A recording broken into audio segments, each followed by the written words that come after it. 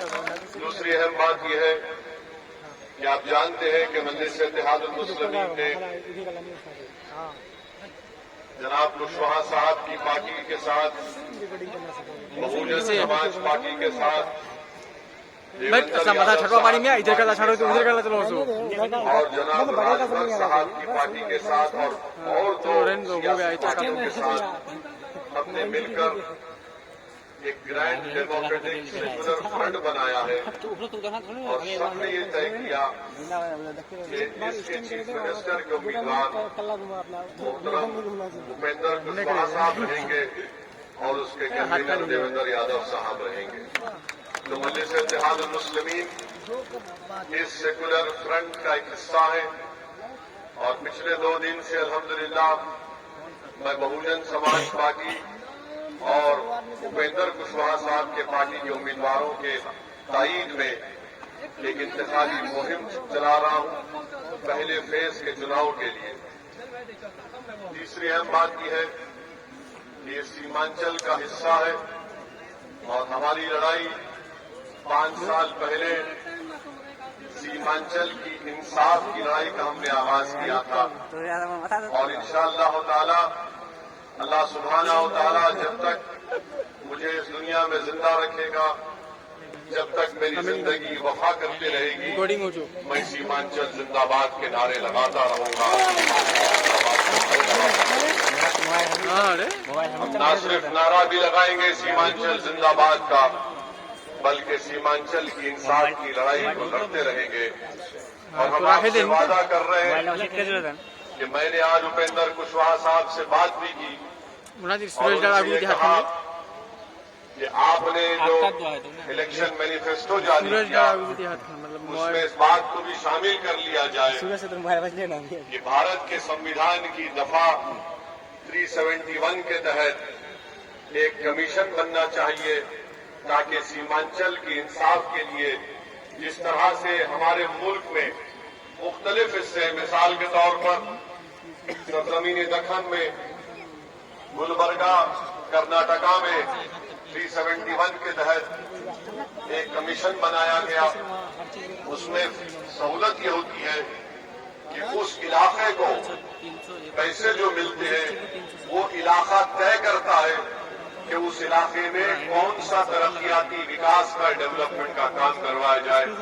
تو کشواہا صاحب نے مجھ سے کہا کہ اویسی صاحب آپ بحیثیت رکن پارلیمان بڑے قریب سے دیکھا ہے اور میری سیاسی زندگی مختصر ہے. میں نے اپنی مختصر کی سیاسی زندگی میں ایسے قائدین کو کم دیکھا جو اپنے پارٹی کے لوگوں سے کبھی مروب نہیں ہوتے تھے. میں نے تسلیم الدین صاحب کو لالو پرساد یادو سے اس طرح بات کرتے دیکھا کہ وہ برابری کی بات کر رہے تھے مروب ہو کر نظروں کو نیچے رکھ کر یا ہاتھ باندھ کر نہیں بلکہ برابری سے بات کر رہے تھے. میں نے تسلیم الدین صاحب کو جب میں پارلیمنٹ میں گیا تھا 2004 میں اس کے بعد میں نے دیکھا تو تسلیم صاحب نے کہا کہ بیٹا ایسے ہی ان سے بات کرنے سے ان کے دماغ میں بات بیٹھتی ہے ورنہ یہ لوگ ہماری عزت نہیں کرتے. مجھے افسوس ہے کہ آر جے ڈی نے ایک گھر میں آگ لگا دی. آر جے ڈی کو یہ کام نہیں کرنا چاہیے تھا. کم سے کم تسلیم الدین صاحب کے گھرانے سے نہیں کرنا چاہیے تھا جس کو سیمانچل میں آج بھی لوگ سیمانچل کے گاندھی کے نام سے جانتے ہیں. تو اس طرح کا غیر واجبی کام غیر اخلاقی کام ایک سٹنگ ایم ایل اے کو آپ نے اس کا ٹکٹ کاٹ دیا. آپ کے پارٹی سے کوئی ایم پی کا الیکشن لڑا عوام نے اس کو ووٹ نہیں دیا وہ ناکام ہو گئے. مگر میں شاہ نواز صاحب کا دل کی گہرائیوں سے ان کا خیر مقدم کرتا ہوں اور ان سے بھی اپیل کروں گا کہ آپ تسلیم الدین صاحب کے مزاج کو زندہ رکھیے. آپ تسلیم الدین صاحب جیسا بات کرتے تھے بغیر کسی سے ڈرے بغیر کسی سے مروب ہوئے آپ اسی طرح مجھ سے بھی بات کر سکتے ہیں اور آپ کو پورا اختیار ہے.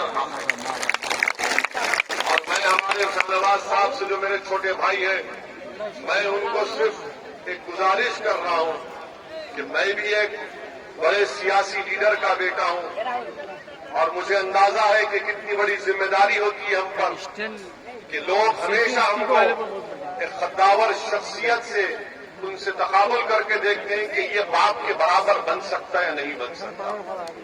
میں آپ کو ایک واقعہ بیان کرنا چاہتا ہوں کہ 2008 میں ہمارے مرحوم والد کا انتقال ہوا اور اس کے بعد سرزمین تلنگانہ میں ایک علاقہ ہے جہاں سے ہمارے فاروق صاحب آئے عادل آباد سے, یہاں پر کام کر رہے ہیں امور میں.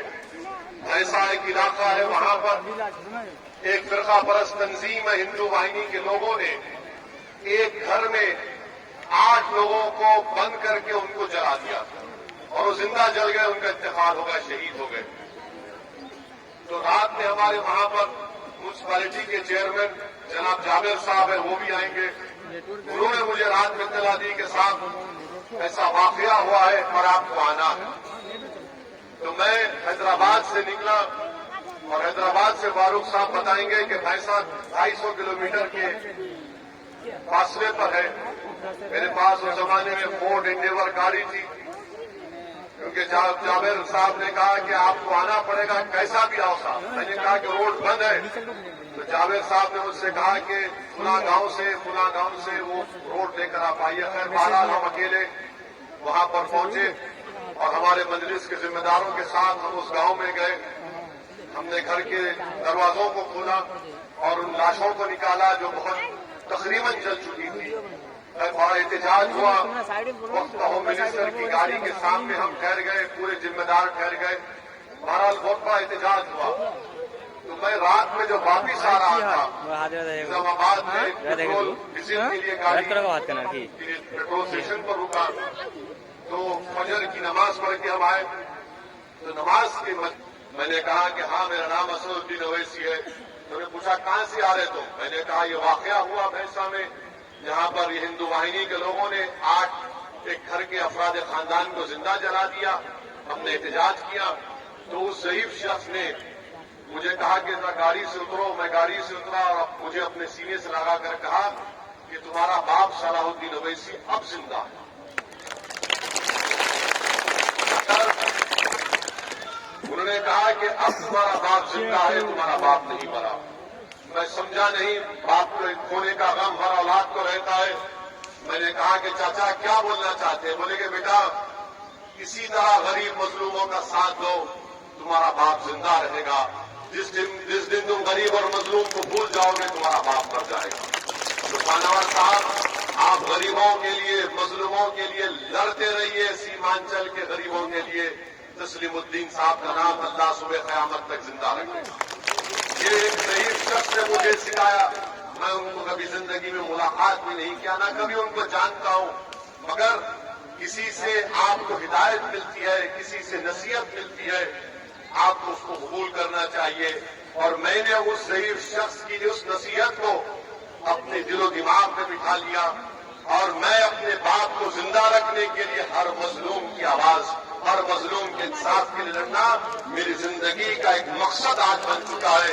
اور اللہ مجھے جب تک زندہ رکھے گا میں اس مقصد پر عمل کرتا رہوں گا. 5ویں بات یہ ہے کہ اختر الایمان صاحب ہمارے کینڈیڈیٹ ہیں. اختر الایمان صاحب نے MP کا الیکشن لڑا. ہم تمام نے کوشش کی. میں شکریہ ادا کرتا ہوں ہمارے مجلس کے تمام ذمہ داروں کا اور آپ تمام کا جنہوں نے ہمارے حق میں, ہمارے امیدوار کے حق میں ووٹ دیا. ان کو کامیابی نہیں ملی. آج اختر بھائی ہمارے بہار کے صدر یہاں سے بحیثیت امیدوار الیکشن لڑ رہے ہیں. میں آپ سے صرف ایک ہی اپیل کر رہا ہوں کہ آج بہار کی ودھان سبھا میں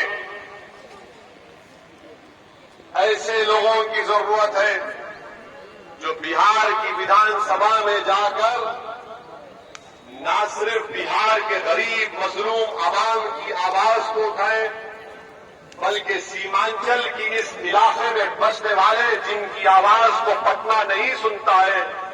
آج پٹنہ میں جو لوگ بیٹھتے ہیں وہ سیمانچل کے تعلق سے اندھے ہیں, بہرے ہیں, گونگے ہیں.